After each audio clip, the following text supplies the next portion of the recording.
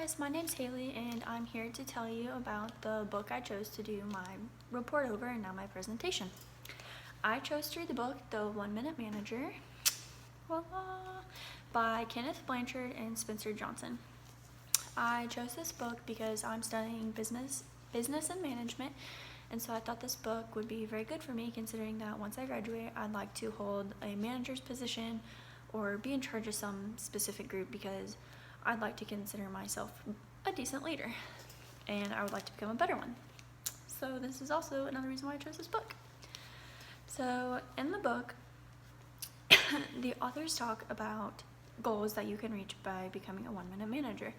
And the funny thing is they put these goals on the very front of the book, and they are increased productivity, profits, and your own prosperity. I found it odd that they put it on the cover of the book rather than not in the first chapter, but once I get to why they did this, I think it's very interesting in my opinion. So in order to become a 1 minute manager, they have 3 simple steps to doing so. The first step is to do 1 minute goal setting. The second is 1 minute praising. And the third is 1 minute reprimanding. So with the first step being 1 minute goal setting, they do this for a reason, and the whole theme is obviously 1 minute. So with the 1 minute goal setting, you set a goal that you should be able to read in 1 minute once it's written on paper, and it should be 250 words or less. The reason they say to do this is that way there's no miscommunication between the employee and the boss. Each person knows exactly what their goal is, what should be getting done, and they do it to make sure it's getting done in a timely manner. So following that step should lead you to increase productivity, and by increasing productivity, you therefore increase products, which increases your profit. So there's 2 goals that are immediately done by doing this goal setting, is what they say. The second step was to do 1 minute praising. In 1 minute praising, Kenneth says that he watches his employees very closely. And it's not a bad thing. He watches them very closely so he can praise them once they've done something right. Because wouldn't it be nice to be told that you're doing something right rather than what you've done wrong? Which is where a lot of people mess up, I think, personally. Because I've had bosses that always tell me what I do wrong rather than right. So the purpose of telling them what they've done right is so they know immediately what they have done right. They know, okay, this is what my boss expects of me and I'm doing it. So I'm going to continue to do that. The third step was to do the 1 minute reprimanding. Sorry, it's a hard word for me to say.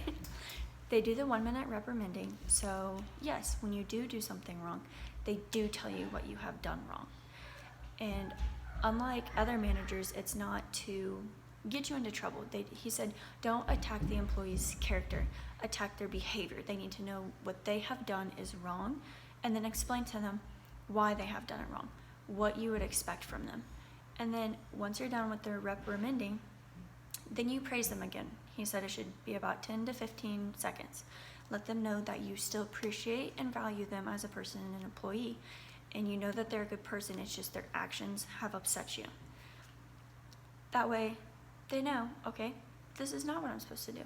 And it doesn't need to be some long lecture that takes all day long and upsets the person and stops their productivity, which honestly, that happens a lot. I know I have had managers like that. So with these 3 steps, it should all be under 1 minute. You know what your goal is. You've told when you're doing something right, so you can do it again. And then the third step, they tell you what you've done wrong, which is also a good thing. And so the funny thing that I found is I think they put the goals on the very front of the book right here. So you know that you don't need to try to figure out your goals. It doesn't need to be a hidden message. It can be very upfront. This is what it is, and this is how it's going to be. On a scale of 10, I would honestly give this book a 10. It made me open my eyes very clearly, and I do work in a professional environment right now. And so I love my manager, but I suggested reading it to her because I know that she wants to move up in the company that I work for, and I personally think it's a great book to read because I know many managers that I have known in the past could very much benefit from reading this book. Once again, it's The 1 Minute Manager by Kenneth Blanchard. Have a good day.